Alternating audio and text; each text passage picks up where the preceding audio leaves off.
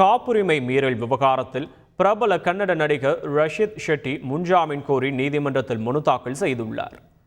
அவனே ஸ்ரீமன் நாராயணா, 777 சார்லி ஆகிய திரைப்படங்கள் மூலம் தமிழிலும் நடித்துள்ளவர் கன்னட நடிகர் ரஷித் ஷெட்டி.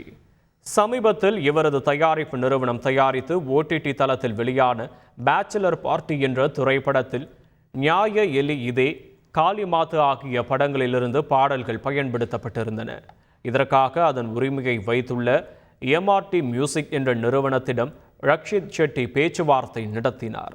அதில் சுமூக முடிவு ஏற்படாத நிலையில் அனுமதியின்றி அந்த பாடல்களை பேச்சுலர் பார்ட்டி படத்தில் பயன்படுத்தியதாக ரஷித் ஷெட்டி மற்றும் அவரது தயாரிப்பு நிறுவனமான பரம்பா ஸ்டுடியோஸ் மீது MRT மியூசிக் நிறுவனத்தினர் பங்குதாரர் நவீன்குமார் பெங்களூரு போலீசில் புகார் அளித்தார்.